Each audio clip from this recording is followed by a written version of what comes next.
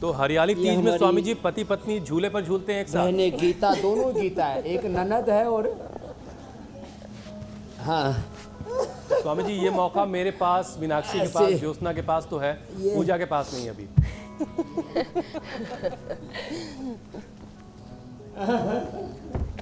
अरे नहीं, जो जो जो है हमारी तरह से जो अभी इस बंधन में नहीं बंधे हैं, वो फ्री स्टाइल कितना ही झूला झूलो। अकेले झूला झूलने में झूले के टूटने की संभावना कम होती है। तो ये तो सूर्य नमस्कार करें, जो कठिन योग कर सकते हैं कठिन योग करें। सहज योग भी बहुत जबरदस्त है। तो ये ताड़ासन, तिर्यक ताड़ासन, यहाँ से शुरुआत कर रहे हैं। रोज हम सूर्य नमस्कार, योगिक जोगिंग, दंड बैठक से, पावर योग से शुरुआत करते हैं। आज हम ये पेट के लिए, हेपेटाइटिस के लिए, अलग अलग प्रकार के संक्रामक रोगों से बचने के लिए इम्यूनिटी का भी अच्छा होना बहुत ज़रूरी है। वो किसी भी कारण से, चाहे दूषित अन्न से, दूषित जल से और दूषित रक्त से, तो ये हेपेटाइटिस फैलता ही फैलता है। और हेपेटाइटिस तो खतरनाक है ही। ये श्रेया बेटी जो अभी तो आपको एकदम ठीक ठाक दिख रही है, 7 साल से स्टीरॉयड ले रही थी, आई थी तब रो रही थी, कोलाइटिस के कारण से ब्लीडिंग हो रही थी, अल्सरेटिव कोलाइटिस, और स्टीरॉयड बंद हो गया, ब्लीडिंग बंद होगी, तो अब तो खुश है कि बाबा जी ये तो जान बच गई। बहुत खतरनाक, इस एक गीता को ट्राइजेमिनल न्यूरोलॉजिया, दूसरी को ब्लड कैंसर, ब्लड ल्यूकेमिया, और अब तो जान बच गई। नहीं तो 4 साल तक तो यही नहीं पता था पति कौन है, बच्चे कहाँ हैं और वो खुद कहाँ हैं।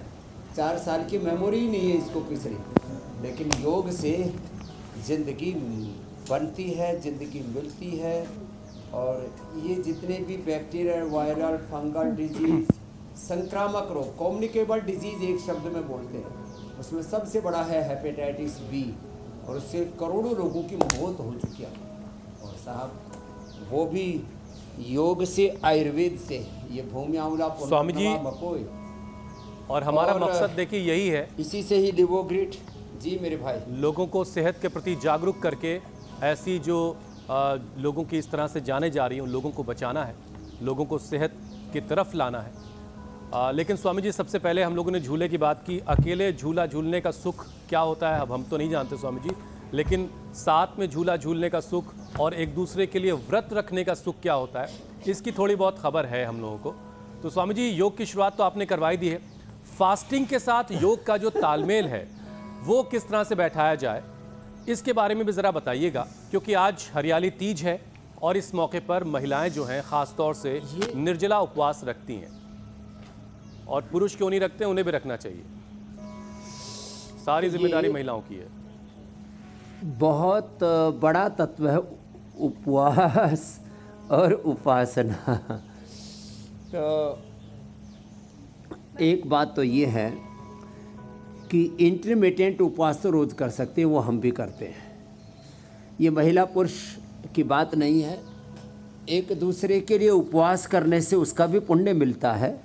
तो पत्नियां जो पतियों के लिए उपवास करती हैं, उससे अपना शरीर, अपना अंतर्मन, चित्त, चेतना, आत्मा शुद्ध होती है, वो तो बात सही है ही।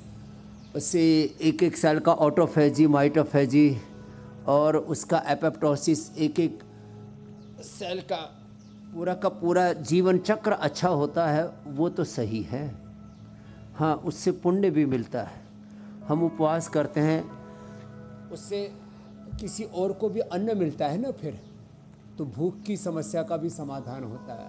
हंगर, मेलन्यूट्रिशन पूरी दुनिया में एक बहुत बड़ी समस्या है, उससे भी करोड़ों लोगों की जानें जाती हैं। तो खैर, तो उपवास पूर्वक इंटरमिटेंट उपवास तो मैंने कहा रोज़ कर सकते हैं, जिसके लिए बार बार हम लोगों को प्रेरित करते हैं कि सुबह का एक बार 10 से 12 के बीच का भोजन और शाम को 5 से 7 का भोजन। ये इस जिन्होंने करना शुरू कर दिया है। फिर इसके बाद निर्जला उपवास, जैसे आपने कहा, हम इस्लाम से लेकर के हिंदू धर्म से लेकर के सभी मत पंथों में पूरी दुनिया के जो भी आस्तिक लोग हैं सभी जो है, कोई रोज़ा रखता है, कोई उपवास रखता है, वो शब्द प्रयोग भिन्न है, तत्व उपवास सभी जगह है।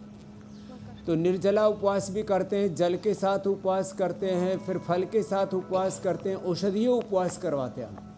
जैसे किसी को लीवर की बहुत पुरानी प्रॉब्लम है तो भूमि अमला, पुनर्नवा, मकोई के ही जल के ऊपर उसको सुबह दोपहर शाम में जल पिलाते हैं, उससे उसको कोई कमज़ोरी नहीं आती और उसका लीवर पूरा रिकवर हो जाता है। चाहे उसको हेपेटाइटिस है, लिवर फाइब्रोसिस है, फैटी लीवर है, लीवर कैंसर तक इससे अच्छा हो जाता है। खैर, तो निर्जला उपवास, जलोपवास, रसोपवास, फलोपवास, फिर एक विशेष प्रकार का, जैसे किसी को हार्ट में ब्लॉकेज है। आज एक छोटा सा बच्चा ही आया सुबह मेरे पास, तो बोला स्वामी जी मेरा बीपी बढ़ गया था, हार्ट की प्रॉब्लम थी, नाक बंद था, 3 ही दिन में खुल गया। क्या नाम था? अभी आया नहीं, इधर नहीं। तो भी छोटे बच्चे का बीपी बढ़ गया, बताओ 160 बीपी। तो ये जिनको भी ऐसे ये नाक बंद है उनको खजूर कल्प कराते, खजूर पर उपवास कराते। कफ रोगों में, वात रोगों में हम उपवास कराते हैं एलोवेरा, गिलोय, पारिजात, निर्गुंडी, सहजने के रस के ऊपर। स्वामी जी इन लोगों को डांट के झूले पे बैठा है क्या आपने? सब्जी खिलाते हैं, बस कुछ नहीं देते। वो दोनों लोग आपस में बिल्कुल बात भी नहीं कर रहे हैं।